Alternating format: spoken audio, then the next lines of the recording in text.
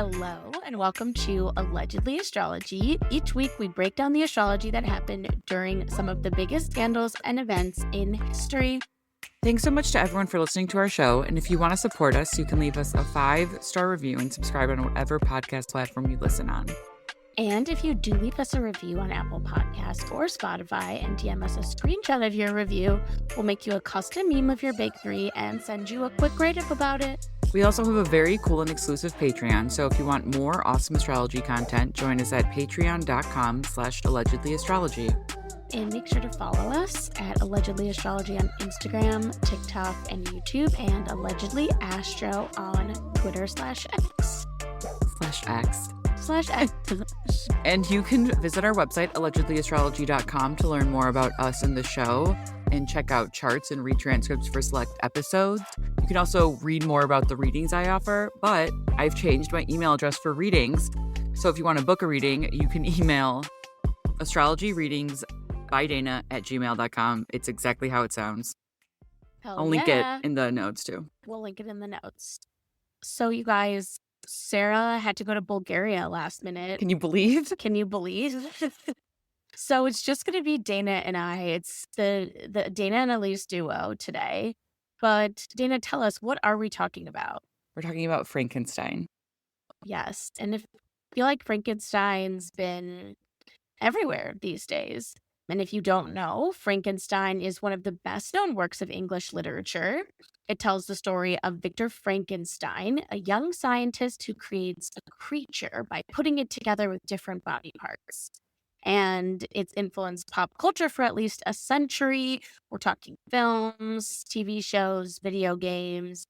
And the character of the monster remains one of the most recognized icons in horror fiction.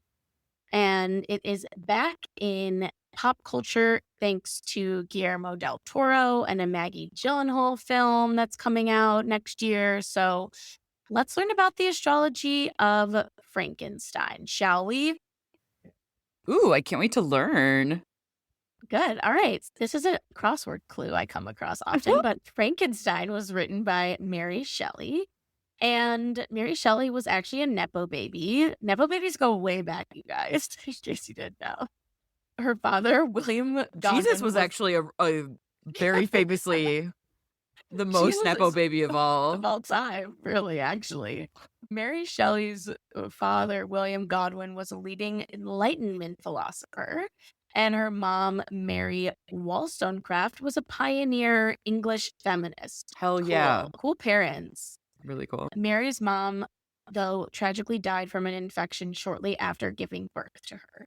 But she grew up really close to her dad and grew up surrounded by her father's friends, who are writers and people of political importance, who often gathered in the family home. And this inspired her to start writing at an early age. So, Dana, let's learn about Mary Shelley's big three. Okay, Mary Shelley was born on August 30th, 1797 at 11:20 p.m. in London, England, and she has a Virgo sun, a Sagittarius moon, and a Cancer rising. So she's our sister in Sag moon. She's our Sag moon sister. But she's a Virgo sun, which isn't surprising for a writer. Virgo's ruled by Mercury, the planet of communication. Virgos are such good writers. One of my favorite writer, Kat Marnell, also Virgo.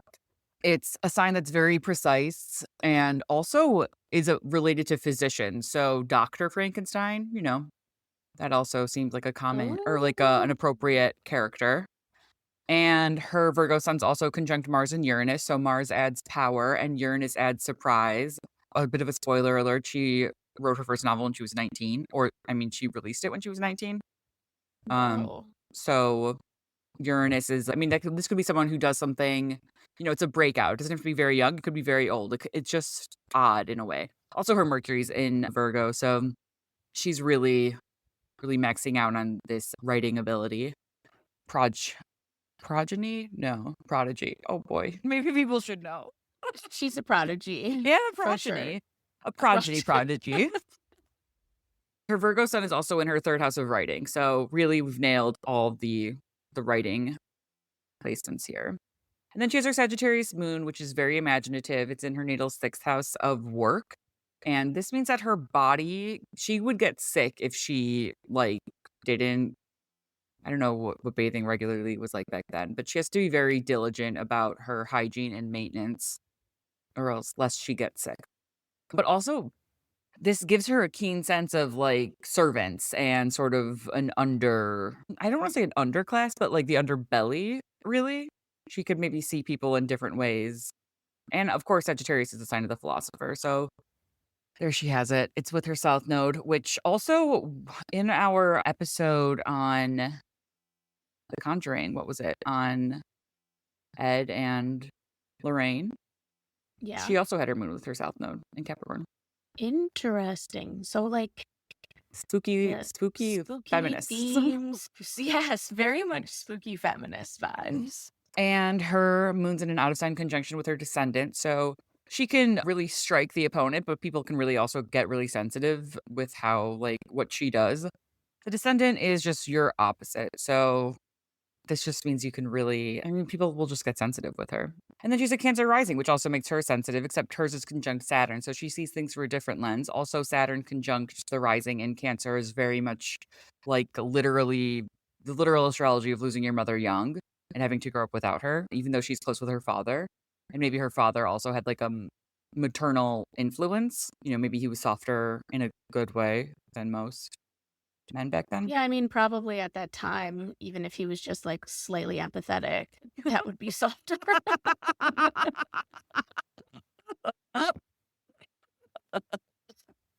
Her mother did die, okay, Dana. He had to show up for her in some way. Oh, we love that he did. And then something that is so fascinating to me is that she has an eighth house midheaven in Aquarius. A lot of people like who live really far north will have this. Like, remember Prince William had the 12th house midheaven? Hers is in her eighth house. It's in Aquarius, a spooky sign. And it's conjunct Pluto, a spooky planet. So it's about power. Hmm. Also, she really has to fight for power because this is a house where other people can control things. So she really has to like fight for what's hers. And yeah, this is fascinating, truly, to see. Wow. Okay, Mary. All right. So let's fast forward to when Mary's dad remarries another woman. And unfortunately, Mary and the stepmom do not get along. Sad. So at age 16, she flew to France because she's in love with a big romantic poet at the time, Percy Bysshe Shelley. And yes, it's pronounced Bish, but Bish it's spelled Bysshe. But by she.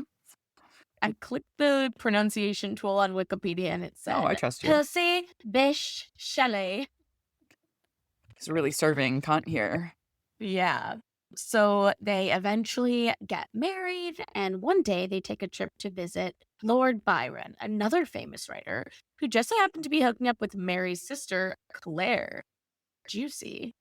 So while they were there, the weather really sucked and they had to stay inside. And because they didn't have phones then, to pass the time, they decided to do a scary story writing contest. Sounds kind of fun. It is fun, And but that's cute. when, at age 18, Mary came up with the idea for Frankenstein. She won the little contest and eventually published the book anonymously. So, Dana, what was going on when Frankenstein was published? It was published on January 1st, 1818 in London, England, and the sun was in Capricorn, the moon was in Libra. It's the last quarter moon. There's a push for something new, especially in cardinal signs. They're always starting something new up in those signs. And so, also, what I love about this chart is that there's a Sagittarius stellium. It's a quadruple conjunction. It has Venus, Jupiter, Uranus, and Neptune.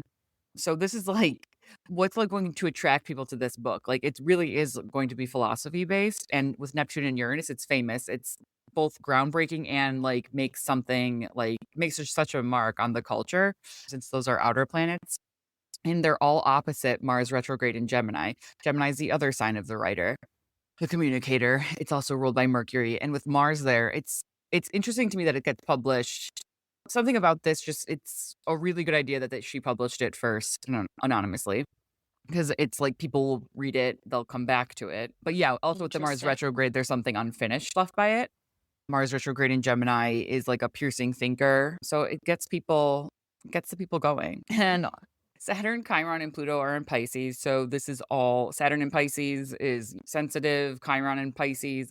All of this is going to have to do with like such very human wounding. Like Saturn is a planet of discipline, Chiron is wounds, Pluto is power. So it's like at the end of everything, when there's nothing like what's really important, it's really thought provoking in a way that's not just about words, it's also spiritually provoking.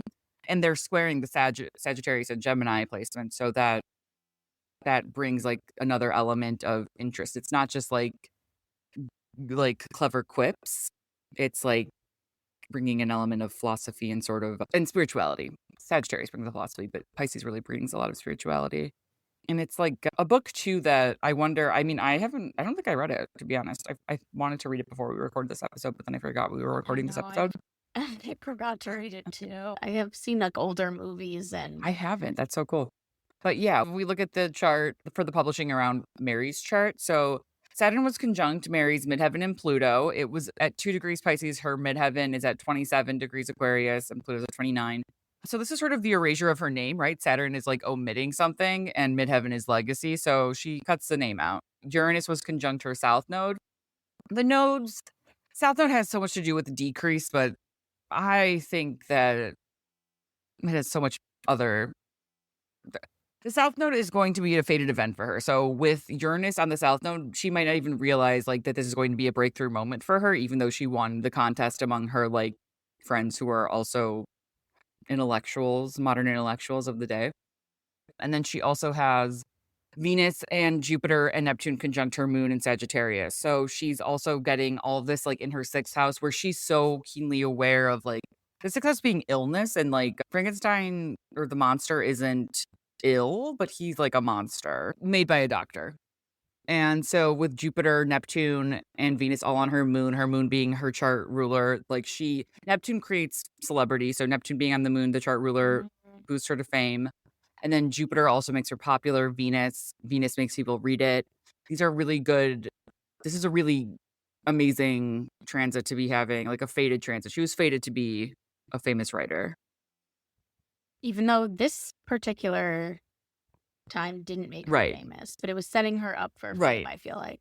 Yeah. And so also important is that it was her progressed new moon in Virgo in her natal third house of writing. And it's conjunct her natal Mercury. So that's amazing because it's a new moon on her natal Mercury in her third house, which again this is the planet of writing. This is the house of writing. And it's all wonderful. At first, Frankenstein received a mixed reception from critics, but the general public really loved it. And Mary was 20 when she released a second edition, and this time she put her name on it.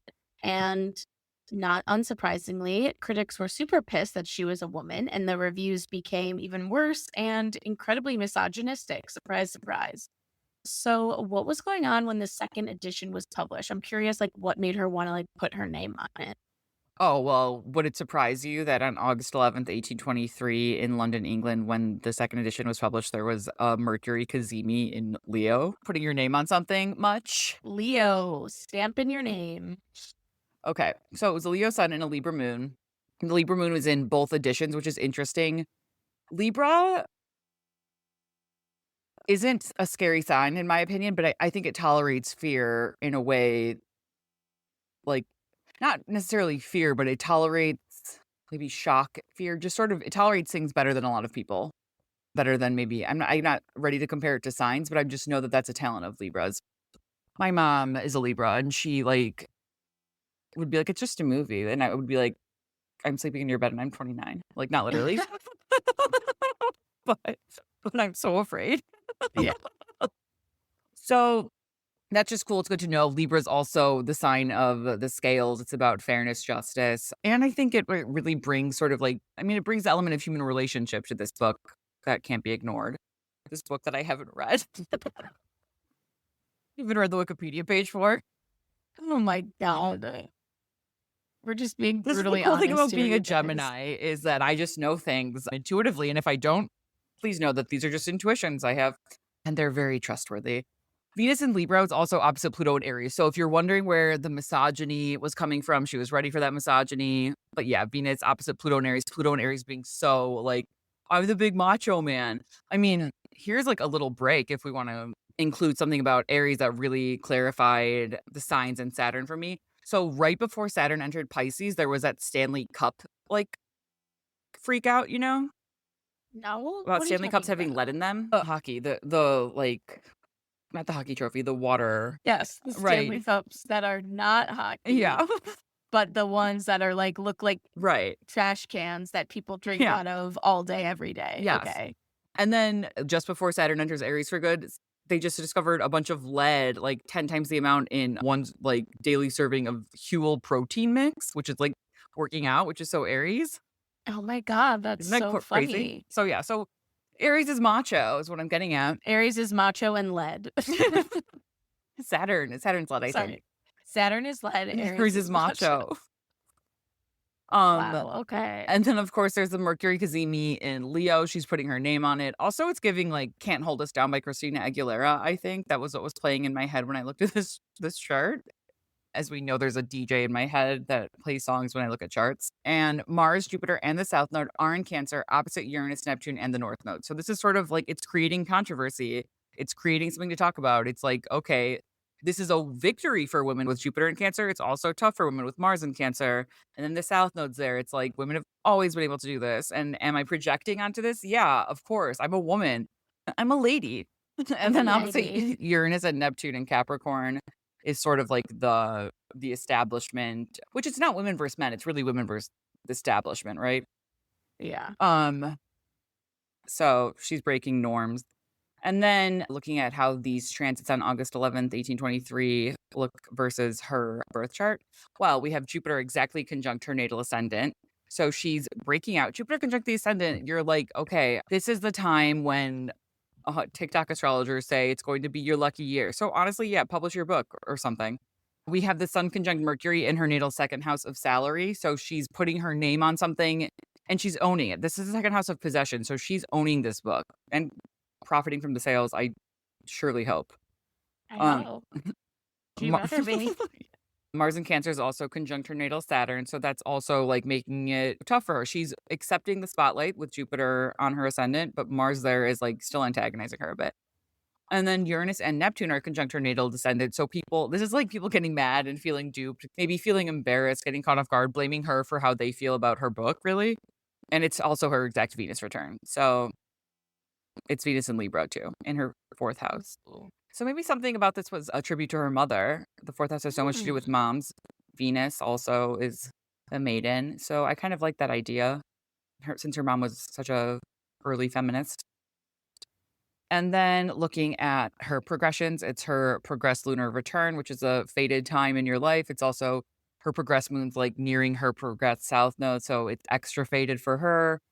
And her progressed sun is conjunct her natal and transiting Venus. So again, this is sort of highlighting her mother. It's also putting her identity like in Libra, it's writing, it's fairness, but she's ready to shine, for like, her name. Mhm. Yeah, we love this for you, Mary. We love this for you, Maybe Mary. if I ever have well, I'm probably not gonna have a daughter, but if I have a cat, maybe I'll name it Mary Shelley. Ugh, I like that. Thank you. Mary Bish Shelley. Mary Bish Shelley. You little bitch. Anyway, we wouldn't talk to our cats like that, don't worry. But the version of Frankenstein that most readers know today is actually the revised 1831 edition. And in this version, Mary Shelley made some updates, most likely in response to some comments from the haters. So here are some of the key differences. In the OG version, Victor Frankenstein possesses greater free will and is more directly responsible for his actions. And in the updated version, he's more of a pawn of destiny and less in control of his own fate. That's so funny. Interesting. I know. And in the OG version, Elizabeth Lavenza is Victor's biological cousin, but in the new one, she's his adopted cousin, a change made to avoid the appearance of incest. That's pretty logical, right? I mean, Probably incest got, I'm a anyway, fan of keeping things as they are. Do you know what I mean? I guess. Just because like that's Um, what she wrote and it was a genius. yeah, I And mean, have I read it? No. no. And But yeah, I own it. So maybe I'll read it this the week. original version many saw as more radical and open-ended, and the new version seemed a little more conservative and moralizing.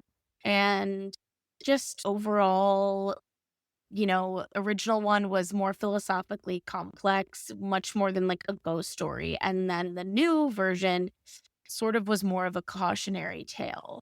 So, Dana, what changed but in those few years between her, that's like 7 years difference between when she re-released it and the new edition? Like what changed? I'm sure a lot changed during the times, but like what was the chart of this re-release? So this was October 31st, 1831 in England. And I mean, honestly, I'm gonna have to download that original copy if I want to enjoy it. I want a Uh, philosophical book. I want an open end. I yeah. love I open want endings. I don't want more conservative and moralizing. Yeah. Also, something that's very moralizing to me is being responsible for your own decisions. Ooh. Boom, boom, boom, boom. Okay. So on October 31st, 1831, the sun was in Scorpio, the moon was in Virgo. Oh my god, Many, she released it on Halloween. yeah. Yeah, and it was before Halloween was Halloween, right? I I'm don't know, guessing. when was Halloween? I feel like it became a thing like in the 20th century. Well, I mean, like, this Celtic festival of Samhain, I'm sure I'm saying that wrong, was a thing Right. 2,000 years ago, but I don't know Yeah. when actually, like, people I'll have to look it up. I watched A Haunting in Venice, the Agatha Christie movie based on her book. And Tina Fey's character, who's a writer in it, says that they exported Halloween and it was 1947 in Venice, Italy. So Hmm, my okay. alleging that it's the 20th century is based on literally just that. Just that tidbit. Just that tidbit. Okay. Okay.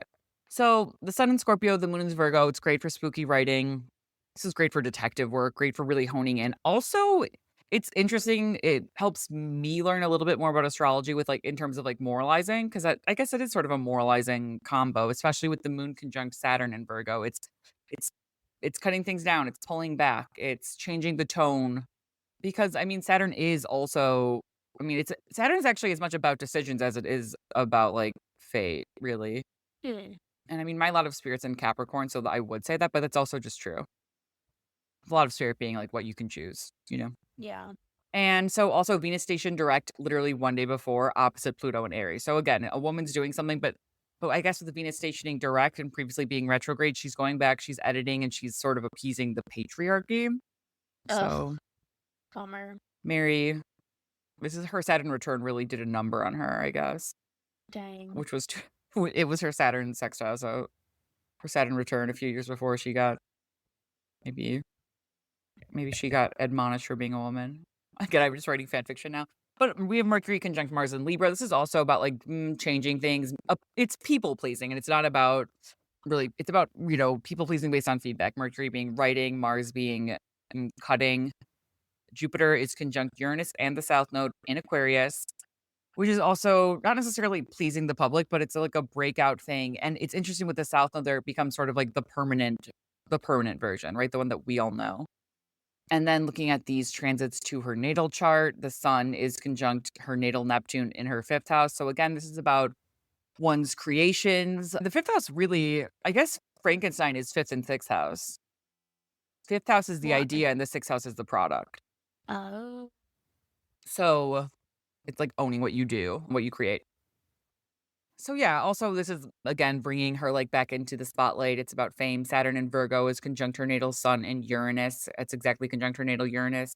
So Saturn conjunct the sun is going to make someone a little bit more serious, a little bit more perhaps willing to appease an establishment, an editor, perhaps just changing her own, views on stuff because I don't know. I bet I had much more creative ideas when I was younger, you know? mm, And then Saturn also conjunct Uranus is still surprising. So hopefully she's still making a splash, She's a renegade writer. And then Jupiter, Uranus, and the South Node conjunction in Aquarius are in the sign of her natal midheaven and eighth house. So again, maybe this was like pressure. Maybe she didn't have as much of a choice in this because the eighth house is less about choice and more about fate, which actually is interesting now that we say that because like the South Nodes are, and that's sort of the book that we get. That's the book that we get. The eighth house is fate. So it really takes Victor Frankenstein from having like free will to having more eighth house situation going on. And also on her midheaven, it's like the one that we remember her for, the legacy book. It's her Mercury return. So Mercury stationed retrograde 31 days after her birth. So this is just a few years after her progressed Mercury stationed retrograde. It's still at the degree that it's stationed at, which is 29 degrees Libra. And it's sort of like the final degree. We have to change this book now. It could be about appeasing people, but I think saying that would be a little bit too reductive. But she also has her progressed moon in her natal ninth house of philosophy. It's in Pisces. So maybe it's just also a little more sensitive to the doctor. Her progressed IC is conjunct her natal Venus in Libra. So it's also, this is where she breaks her mother's dead heart. Just kidding. But no, it's bringing things back around to sort of like there's an ending here. So this is like the final version. And then her progressed sun, Chiron, there's a in her progress chart, the sun and Chiron are conjunct in Libra. So it's also a little bit about maybe wounding. Maybe she brings some of her wounds to this book, this new updated version. But yeah, no, I mean, again, I need to read both versions before I become so opinionated about it. Yeah. I'll make that note. But I guess I'll give myself that homework to do in the next month or so. Okay. Okay. Love that. Love Thanks. that for us. That was a lot. Also, I forgot to mention that apparently that I think Mary Shelley and Percy Bysshe, or put Percy Bysshe Shelley, used to like do clandestine meetings at her mother's grave. Oh, Yes, that's like where they would meet in secret and hook up. okay. Freaky. That Mary is, Shelley's a little bit of a freak. I yeah. love it. But Cancer rising ruled by Sagittarius moon, she would be. yeah.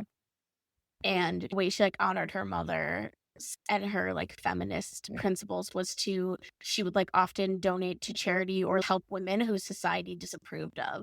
So like Oh, women who cool. got pregnant out of wedlock and women who were even lesbians, like she Swag. would like help them monetarily and, just be a champion for all women, which I love that. Because a lot of the like feminist history is like feminism for white women or like Oh, yeah. feminism for just like rich women to vote and stuff. Girl And it's boss like, feminism, I think yeah, it girl might be boss called. feminism. But Mary Shelley wasn't having any of that. No, she was. Yeah, she had a kind of freaky life. There's a lot more we could say, but we will leave it at that for now. And we'll be posting part 2 next week, and we're going to talk about Frankenstein's legacy in cinema, aka I'm so cinema. excited. Cinema. Yes, cinema. Danny, you could at least watch a couple things before that. I will. I'll have better opinions next week. Okay. At least rooted in something beyond my own suspicions. All right. Well, with that, I'm Elise. I'm Dana. And this is Allegedly Astrology. Bye. Bye. That was fun.